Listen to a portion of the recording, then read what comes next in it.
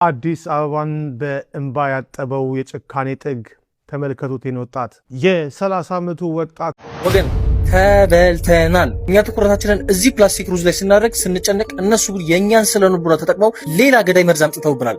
እንዲህ ስናሸው ይነሳል፣ በስርዓት ይነሳል ከለሩ።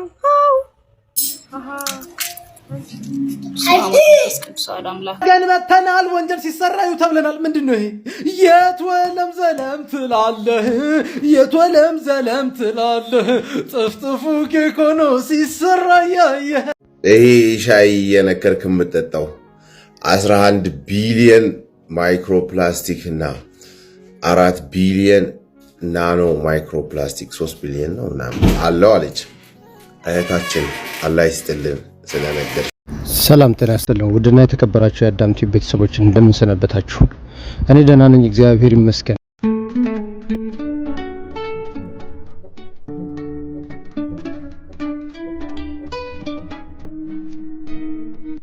እነሱ ፍራፍሬ እየሸጡልን አይደለም፣ የተቀባ ውሸት እንጂ። ማርኬቶች ውስጥ ስንገባ ያ የሚያብለጨልጭ ደማቅ ቀይ አፕል ይታየናል እና ጤናማ ነው ብለን እናስባለን። እንንቃ!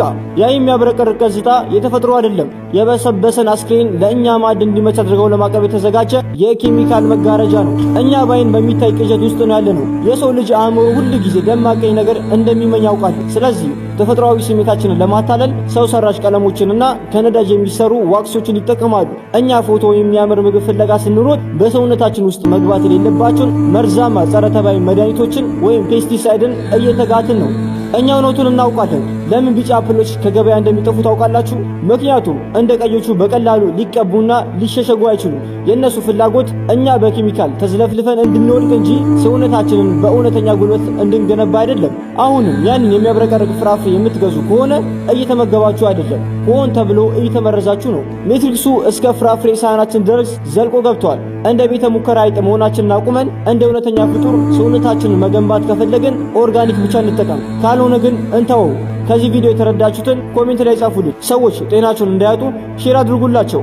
ሰላም ሰላም ሰላም፣ ጤና ይስጥልን ክቡራንና ክቡራት የአዳም ቲዩብ ቤተሰቦች እንደምን አላችሁ? እንደምን ሰነበታችሁ? በዛሬው ፕሮግራማችን በዋናነት የምንመለከተው እንቁላል ሰው ጨረሰ። እንቁላል የምትበሉ ሰዎች እኔን ጨምሮ ነው። እንቁላል የምንመገብ ሰዎች እጅግ በጣም ጥንቃቄ ልናደርግ የሚገባን ወሳኝ ቪዲዮ ይዤ ቀርብ ያለው እንድትከታተሉ ላለሁ። አደጋ ላይ ነን ያለ ነው። ስለ ሩዙማ ከዚህ በፊትም ቀድሞ ተሰርተዋል። የፕላስቲክ ሩዝ በልተን አንጀታችን ፕላስቲክ ሆኖ እየተጣጠፈ ይገኛል። ሌላም እጅግ በጣም አስደናቂ ቪዲዮዎች በህይወት ዙሪያ ልንጠነቀቅባቸው የሚገቡ እጅግ በጣም ማለፍ የሌለባቸው ቪዲዮ ነው። በመቀጠል ደግሞ እስካሁን የቴዲ አፍሮ አድናቂዎች እንደቀጠሉ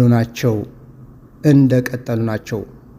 አድናቆታቸውን ስለሱ ያላቸውን ነገር እየገለጹ ነው። እውነትን ተናግሮ የመሸበት ማደር ያለውን ነገር በተግባር እያሳዩ ነው።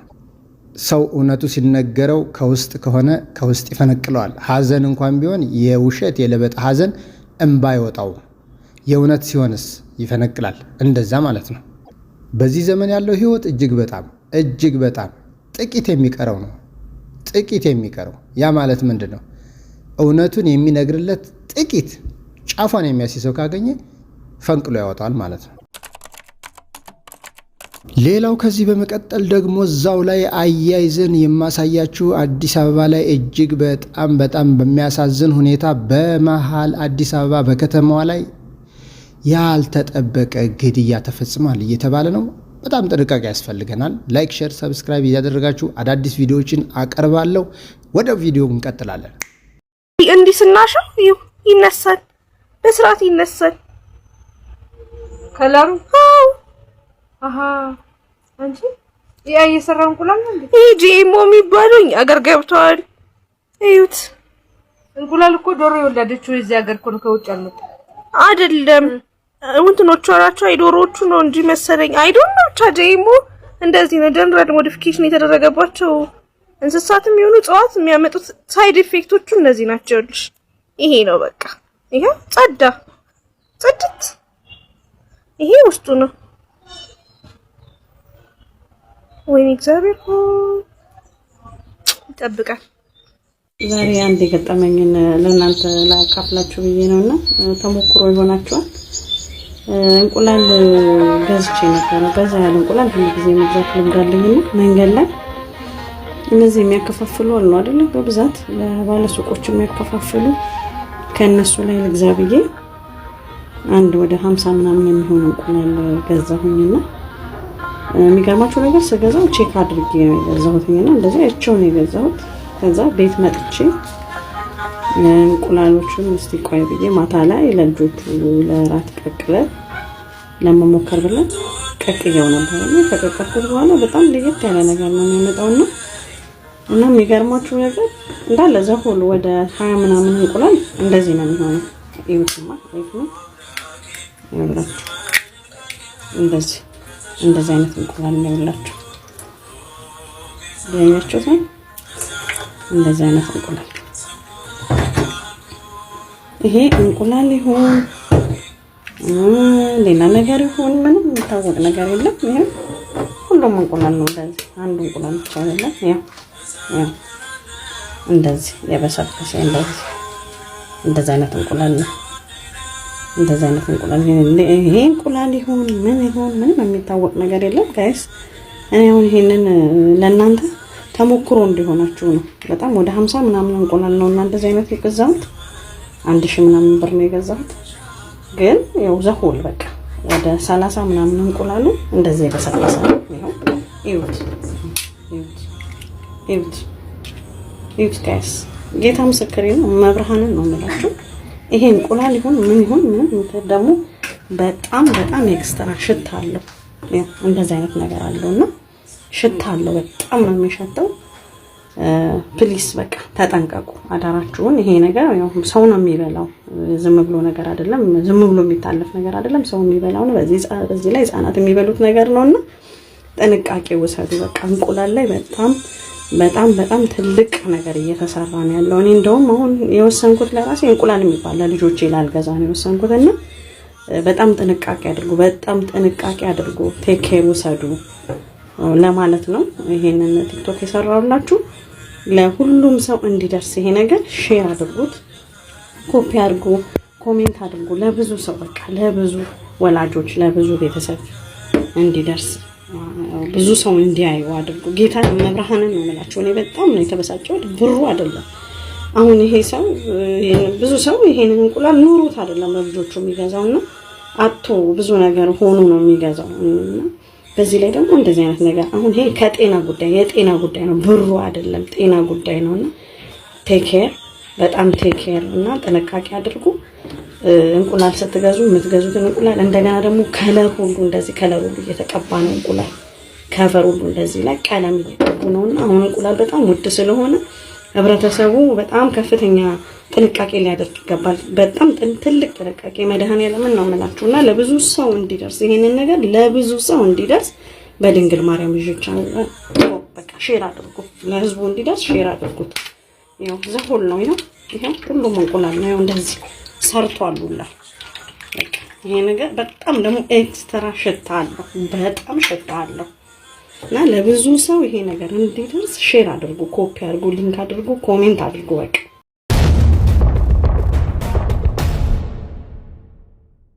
ለብዙ ሰው እንዲደርስ በቃ ጥንቃቄ እንዲያደርግና እንድትጠነቀቁ ለማለት ነው። አመሰግናለሁኝ። አደራ እንቁላል ስትገዙ እንደው ዘሆል ባትገዙ ነው፣ ግን ስትገዙ ጥንቃቄ አድርጉ ለማለት ነው። እንቁላል ሰው ጨረሰ። እንቁላል የምትበሉ ሰዎች 10 ወይም ከ15 ዓመት በፊት ኩላሊት ፌል አደረገ ተብሎ በየመንገዱ ሲለመን ተሰሙ ነበር? በፍጹም። ከስንት አንድ ነበር የሚሰሙት። ብርቅ ነው አይደል?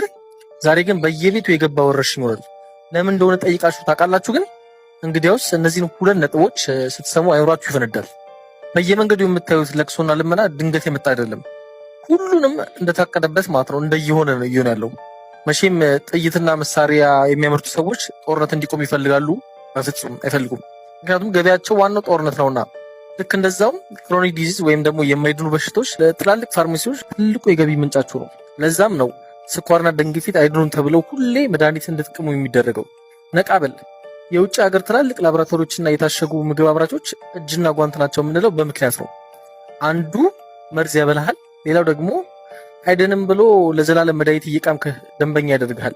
በሽታው ለነሱ ንግድ ነው። ይህ ዘመናዊ ባርነት አይደለም። ነቅተሃል? ካልነቃ ነገ ተረኛው አንተ ነህ። እውነቱን ለሁሉም እንዲደርስ ሼር፣ ኮፒ ሊንክ አድርግ። መልካም ሰላም፣ እንዴት ናችሁ? እኔ ደህና ነኝ፣ እግዚአብሔር ይመስገን።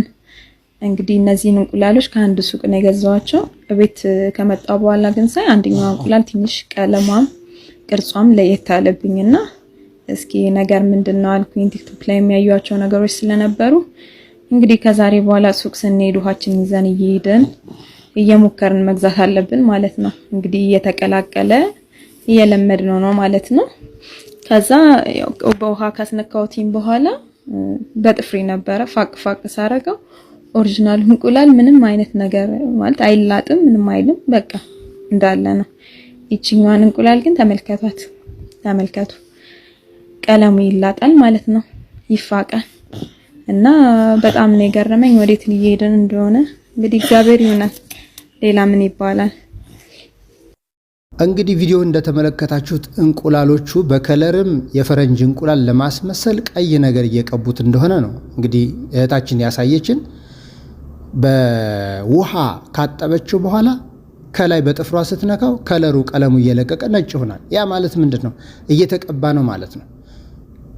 በአንዳንድ ቪዲዮዎች ላይ እንደምንመለከታቸው ያልበሰለ ሙዝ አስቀምጠው በጥሬው አረንጓዴ የሆነው ሙዝ ቢጫ ቀለም ስፕሬይ ሲረጩበት ቢጫ ሆኖ የበሰለ መምሰል፣ ቲማቲሙ ደግሞ ገና አረንጓዴው ቲማቲም ያልቀላውን ቲማቲም የሚመስል ቀይ ስፕሬይ ሲረጩበት እንደሚመስልና ትክክለኛ ናቹራል የሆነ ወይም ተፈጥሯዊ የሆነ ይዘት ያለው አትክልት መስሎ እንዲታይ በማድረግ ብቻ የሰው ልጅ እያታለሉት ነው፣ ለበሽታ እየዳረጉት ነው።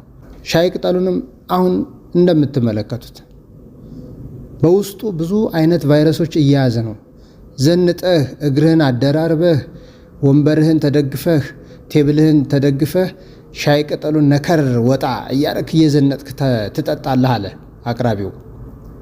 አንተ ዘንጠህ ጠጥተህ ሞተሃል። ነገር ግን በሂደት ከዘመናት በኋላ ያ ቫይረስ በውስጥ አድጎ ኮላሊትና ጉበትን ፌል እያደረገ ነው ይላል። እጅግ በጣም አሳሳቢ ዘመን ላይ ነው ያለ ነው እውነት ለመናገር። ይሄ ሻይ የነከርክ የምጠጣው 11 ቢሊየን ማይክሮፕላስቲክ እና 4 ቢሊየን ናኖ ማይክሮፕላስቲክ 3 ቢሊየን ነው ምናምን አለው አለች እህታችን። አላህ ይስጥልን ስለነገርሽን። እና አራዳው ብራንዱ ልጅ ለአንተ ነው ይድረስ፣ ለአንተ ማለት ነው። እና የፈላ ውሃ ባገኘው ቁጥር ሰውነቱ ውስጥ ገብቶ በዚህ መልኩ ኑሮውን ይጀምራል። ከዛ በኋላ ለኩላሊት ፌለሪቲም ሆነ ለምን ከለር ያላቸው መጠጦች አንዳንድ ነገሮች እጃቸው አለበት። ከነዛ ውስጥ ይሄ ያው ናኖ ፕላስቲክ ማይክሮፕላስቲክ ያላቸው ነገሮች ውስጥ አንዱ ከ3 ወር በላይ የቆየ የሃይላንድ ውሃም ጭምር ነው። ያጎቴ ልጅ ፀሐይ ላይ ጠግቦ ውሃው መጋዘኑ ሞልቶ ነው እንተም ብሎ ትጠጣለህ አንተ ጥምህን ልቆርጥ። እና እኛ ምን እናድርግ? እኛ አንተ ጉዳይ አሳስበኝ ጀመር። እኔ ነኝ ደራሽ ለወገኔ ላይ 10 ብር የምትቀማኝ ሰውዬ።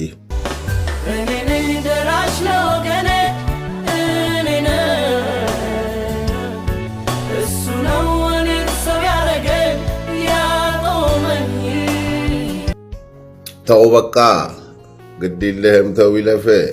አይ ምን ሆንክብኝ? ወዳችኋለሁ። መልካም ቀን።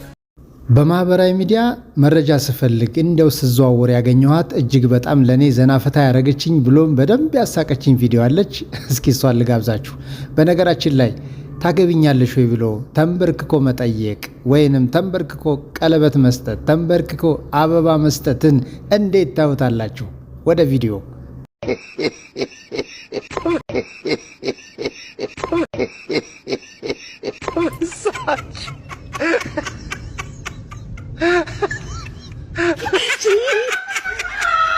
የኔ ውድ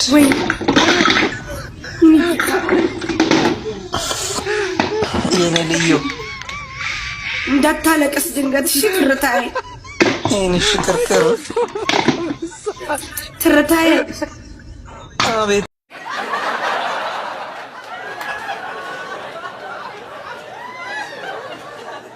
ገን መተን ወንጀል ሲሰራ እዩ ተብለናል። ምንድነው ይሄ? የትወለም ዘለም ትላለህ፣ የትወለም ዘለም ትላለህ፣ ጥፍጥፉ ኬክ ሆኖ ሲሰራ ያየህ የትወለም ዘለም ትላለህ፣ የትወለም ዘለም ትላለህ። ለሰው ነው ሊያውም ለሰርግ ነው። ኧረ ጉዴ ሰው መሆኔ፣ ኧረ ጉዴ ሰው መሆኔ። ምግብ ነሁን ኩነኔ፣ ምግብ ነሁን ኩነኔ። ኔ በቃኝ። የፌክ ሩዝ እንዴት እንደሚሰሩ ከዚህ በፊት ቪዲዮ ሰርችላችሁ ነበር። ታዲያ ብዙ ሰዎች እንዴት እንለየዋለን ብላችሁ ጠይቃችሁኛል። እስቲ ማሚስ ኪችን የሚነግሩንን እንስማ። የፕላስቲክ ሩዝ ኢትዮጵያ ውስጥ ገብቷል የሚል መረጃ በሰፊው እየተንሰራፋ ነው ያለው። እንዴት አድርጋችሁ የፕላስቲኩን ሩዝ ከኖርማሉ ሩዝ መለየት እንደምትችሉ በዚህ ቪዲዮ ተከታተሉ። አሁን ይሄ እንደምታዩት ትክክለኛው ሩዝ ነው። ሳህን ውስጥ ታደርጉትና ውሃ ዘለል አድርጋችሁ ትጨምሩበታላችሁ። ሩዙን ስታዩት ውሃው ከላይ ዘለል ብሏል፣ ሩዙ ከስር ተኝቶ ነው የምታዩት። የፕላስቲክ ሩዝ ከሆነ ግን ውሃው ላይ በብዛት ተንሳፎ ነው የምታገኙት። የተወሰነ ትንሽ ሩዝ በጋለ መጥበሻ ላይ ዘይት ትንሽ ጠብ አድርጋችሁ እዛ ላይ ማስቀመጥ ነው። ከዚያ በኋላ መጥበሻው ላይ ከቀለጠና የፕላስቲክ ሽታ አይነት ነገር ካመጣ ያ ፌክ መሆኑን መለየት ትችላላችሁ። ሶስተኛው መንገድ ደግሞ ሩዙን ለ10 ደቂቃ ተቀቅሉታላችሁ። ተቀቀላችሁ በኋላ ሊታይ በሚችል እቃ ውስጥ ለ3 ቀን ታስቀምጡታላችሁ። ያ ነገር ካልበሰበሰ ፈንገስ ካላወጣ የፕላስቲክ መሆኑን እርግጠኛ ትሆናላችሁ ማለት ነው። እንግዲህ ጉዳዩን እንደሰማችሁት ነው። በተጨማሪ ከመግዛታችሁ በፊት መለየት የምትችሉበት መንገድ ይኖራል። እሱም በጥርሳችሁ ለመስበር ስትሞክሩ የፌኩ ይለጠጣል እንጂ እንደ ትክክለኛው ሩዝ ቶሎ ስብር አይልም። እስቲ እዚህ ቪዲዮ ላይ ምን አስተያየት አላችሁ? ሐሳባችሁን በኮሜንት አስቀምጡልኝ። በዚህ አጋጣሚ ሁልጊዜ መዘንጋት የሌለብን ነገር ቢኖር የዓለማችን የህዝብ ቁጥር በተለያየ ምክንያት መቀነስ እንዳለበት እቅድ ይዘዋል። የዓለም መንግስታት ሊመሯቸው ወይም ሊያስተዳድሯቸው ወይም በዚህ ምድር ላይ ሊኖሩ የሚገባቸው የህዝብ ቁጥር ብለው አስልተው አስቀምጠዋል።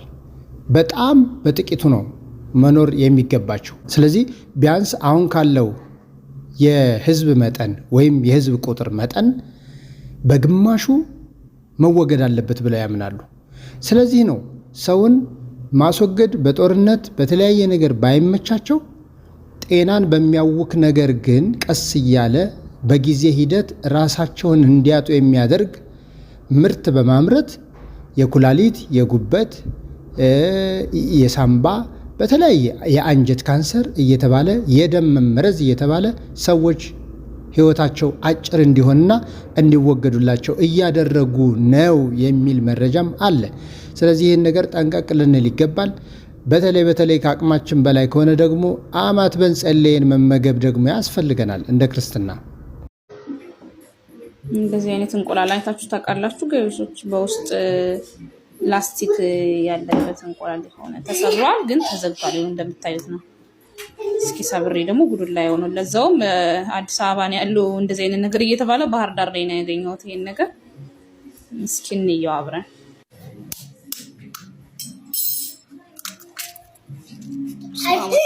ሰላም አምላክ።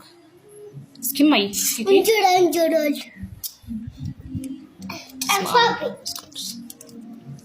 ተመልከቱ። እንግዲህ ተመልከቱ እንዴት ነው ሰው ልጅ ጤነኛ የሚሆነው?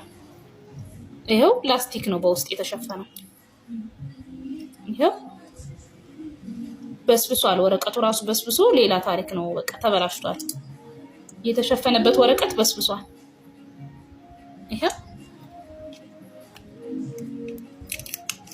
ይሄው ወገን ተበልተናል። እኛ ትኩረታችንን እዚህ ፕላስቲክ ሩዝ ላይ ስናደርግ ስንጨነቅ፣ እነሱ ግን የእኛን ስለንቡና ተጠቅመው ሌላ ገዳይ መርዝ አምጥተውብናል። ዛሬ የምነግራችሁ የትም ያልተሰማና ጭንቅላታችሁ የሚያፈነዳ አስፈሪ እውነታ ነው። ግን እንዴት ነው የተበላ ነው? ነገሩ እንዲህ ነው። እኛ ሩዝ ስንገዛ ነጣ ያለውን ያማረውን ሲበስል የማይበቃውን ብለን እንመርጣለን። ይሄን ፍላጎታችንን አይተውን ሩዝ በፋብሪካ ውስጥ ብሊንች በሚባል ኬሚካል ያጥሩታል። ደስ የሚያምርበት ነጭ ለማድረግ ሲባል ማለት ነው። በዛው ግን ተፈጥሯዊ ጥቅሙን ያጠፉታል። ባስ ብለው እንዲያንጸባርቅ ሲበስል እንዳይጣበቅ እንዳይቦካ ዋክስ ይነፉበታል። ይህ ሩዝ ሳይሆን የሞተ ምግብ ነው። ይህ የሞተ ምግብ ሰውነታችን ውስጥ ሲገባ ምን የሚሆን ይመስላችኋል? የሚገርማችሁ በውስጡ ያለው ሊድና አርሴኒክ በሰውነታችን ቆሻሻ ማስወገጃ በኩል አይወጣም።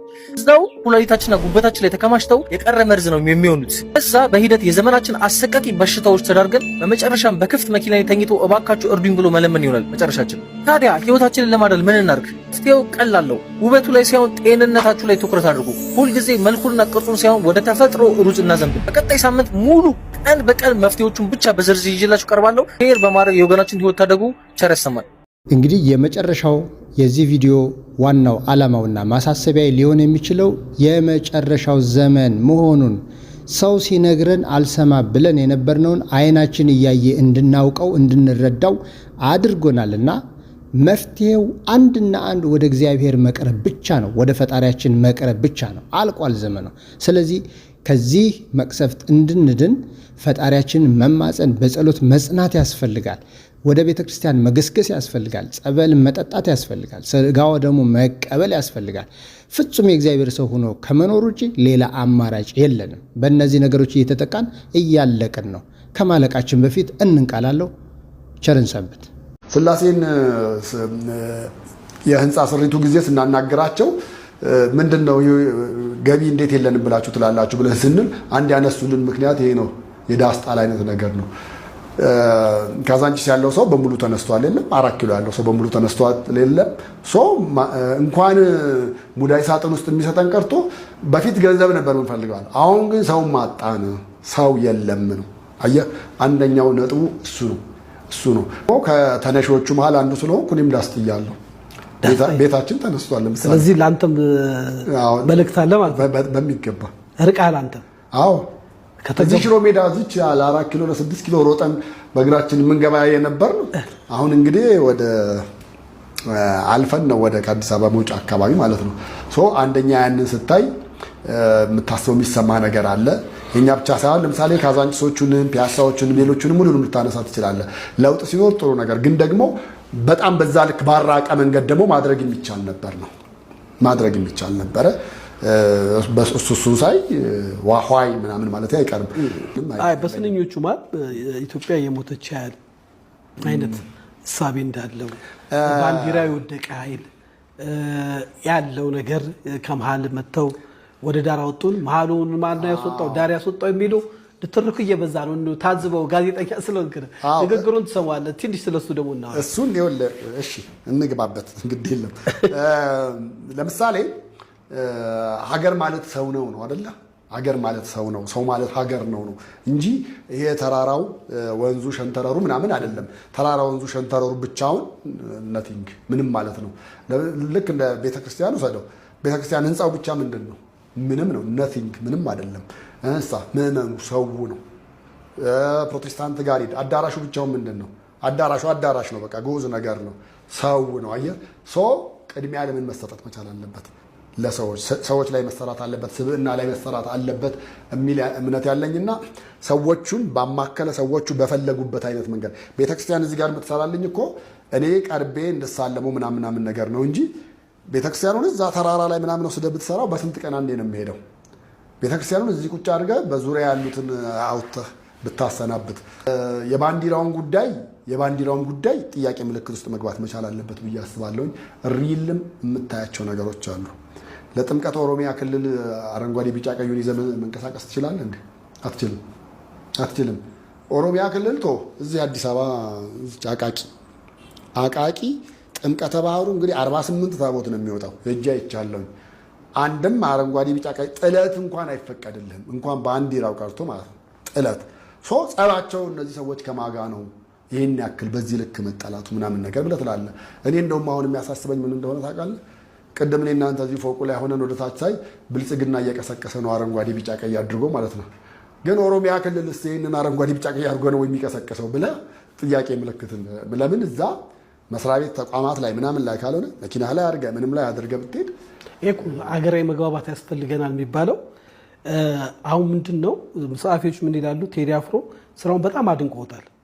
ግን ከቴዲ ብዙ የጠበቅነው የሆነ ግሩፕን አስደስቶ የሆነ ግሩፕን ከማስከፋት መሀል ላይ ቢሆን ኖሮ ሞር ሻይን ያደርግ ነበረ። አሁን ደስ ያለው ግሩፕ እንኳን እንዳታጋሚ ቆጥረው እውነትን ነገረልን የሚሉ አሁን እንዳንተ ከተገፉት ማልኮ ስለሆን ስራውን ደግሞ ታደንቃለህ። አሁን አንጻራዊ ነው፣ እንደ ምግብ ነው ማለት ነው። ብፌ እንደማንሳት ነው እንጂ ቴዲን ዝም ብለን መቃወም ብቻ እንዳልሆነ ማስረጃ ሆናልና ሌላውን ማህበረሰብ ብለው በዚህ ጉዳይ ላይ ሁለት ታዋቂ የኦሮምኛ ዘፋኞች መልስ ምት በሚስብ መልኩ የሰሩት አለ። እነዚህ በ24 ሰዓት ባልሞላ ሰራን ያሉት እንዴ? እሱ አሁን ግጥም ነው እንዴ? ዘፈን ነው እንዴ? እንዴት እንዴ? ምን ሆነሃል? እኔ እሱን ግጥም ነው ዜማ ነው ዘፈን ነው ብዬ ምናምን አይ ዶንት ኖ ልሰማው አልችልም። እነሱ አሁን አየሰው ኮምፔር ከማድረግ አንጻር ራሳቸው እነሱ ከለቀቁት 1 ሚሊዮን ተመልካች ታየ ምናምን ነገር ተባለ። ነቲንግ ሲጀመር ይሄ ፖለቲካ ብሽሽቅ አይነት ነገር ሆኖ አይደለም። 9 ዓመት የተሰራ አልበምን በ24 ሰዓት ነው እንዴ አንተ መልስ የምትሰጠው? የግድ 9 ዓመት መጠበቅ ላይ ያስፈልግ ይችላል። ግን ደግሞ ጊዜ ወስደህ አስበህ እያንዳንዷን ነገር መልስ መስጠት መቻል አለብህ እንጂ እዚህ ጋር ለብርሃን ላልከው ጨለማ፣ ፀሐይ ላልከው ጨረቃ እያልኩ አይነት እንደ ሀገር ግን ቴዲ ከመጣ ይቀር ከብሽሽቅ ከመጎነታተል ከመተቻቸት አርቲስቱም ቢሆን አሁን ቴዲ ሁሉንም ማዕከል የሚያደርግ ነገር ቢሰራ መላው ኢትዮጵያ ሁሉንም ማስደሰት ይችላል ብለህ ታስባለህ? አይ እንዴት ወሰኑ? አብዛኛውንም አሁን ቴዲ አላስደሰተ ማለት አይደለም። በጣም ብዙ ሚሊዮን ሰው እያየው ነው። ያየው ሁሉ እኮ ስላደነቀ አይደለም። ለተቃውሞም እኮ የሚሰማ አለ። በነገራችን ላይ ኦን ስታደርገው ዩቲዩብ ካውንት ያደርጋል። እሱም ብቻ አይደለም። አሁን አንተ እንዳነሳው የሃይማኖት ፓስተሩ ሳይቀር የኦርቶዶክስ ሰባኪው ሳይቀር የሙስሊም እንትኑ ሳይቀር ተነስተው እኮ በቴዲ አልበም ላይ ተንታኝ ሆነዋል። ሐዋርያ ዘላለም የሚባል ምን ጥለው ዳስ የለንም ያለ ስለ ነብይ ስራፌ የሚባል ደግሞ በሐሙስ ቀን የሚወጣ ትዝታው ደግሞ የሚባለው ቶ ያጋንንት ነው ብለው አስተያየት ሲሰጡ አይቻለሁ። ከኦርቶዶክስ ሰባኪ ደግሞ ይቅርታ ስሙን ካላወቁ ጋዜጠኛ ይመስለኛል እሱ ልጅ የቴዲ ብላቴን እሱም ቴዎድሮስ ነው ስሙ ሲባል ሰምቻለሁ።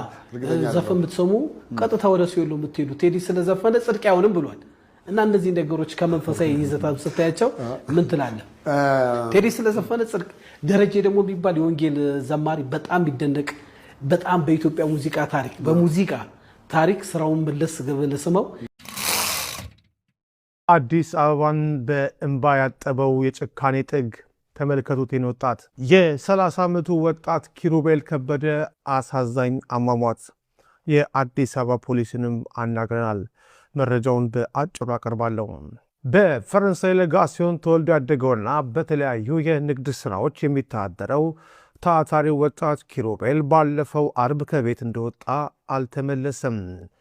ቤተሰብ በከፍተኛ ድንጋጤ ፖሊስ ዘንድ ሪፖርት ቢያደርግም በሕጉ መሰረት የጠፉ ሰዎች ፍለጋ የሚጀምረው ከ24 ሰዓት በኋላ በመሆኑ ያ ጊዜ ለቤተሰብ እጅግ አስጨናቂ ሆኖ አለፈ። የዘገየው ፍለጋ መጨረሻ ግን ማንም ሊሰማው የማይፈልገውን መርዶ ይዞ መጣ። የኪሩቤል አስከሬን ብሔረ ጽጌ መናፈሻ አካባቢ ቆሻሻ ገንዳ ውስጥ በጆንያ ተጠቅልሎ ተገኘ። ገዳዮቹ የፈጸሙት ጭካኔ አእምሮን የሚዘገን ነው። ማንነቱ እንዳይለይ ፊቱን በጭካኔ ተልትለው አፉን በፕላስተር አሽገውታል። መርማሪዎችን ለማሳሃትም ሆን ብለው የጓደኛው መታወቂያም አስክሬኑ ላይ ጥለውት ሄደዋል። በዚህ ሁሉ መሃል አእምሮን የሚፈትነው ትልቁ እንቆቅልሽ ደግሞ የኪሩቤል መኪና ምንም አይነት ጉዳት ሳይደርስበትና ሳይዘረፍ ሳሪስ አካባቢ በሰላም ቆሞ መገኘቱ ነው። ይህ ግድያ ከንብረት ዘረፋ የዘለለም ሌላ ምስጢር እንዳለውም የሚያሳየው ይሄ ነው። ዘሀበሻ ያነጋገራቸው የአዲስ አበባ ፖሊስ ከፍተኛ አማር በበኩላቸው ወንጀለኞቹ ለማሳሳት የጓደኛውን መታወቂያ ቢጥሉም ትክክለኛ ማንነቱን መለየት መቻሉንና የተጠረጠሩ ሰዎችን በቁጥጥር ስር አውሎ ከፍተኛ ምርመራ እያደረገ መሆኑን ገልጸዋል። ምርመራውም ይቀጥላል ብሏል። የወጣቱ የቀብር ስነስርዓት በትናንትናው ዕለት በፈረንሳይ ጊዮርጊስ ቤተክርስቲያን እንደተፈጸመ ቤተሰብ ለዘሀበሻ ገልጿል።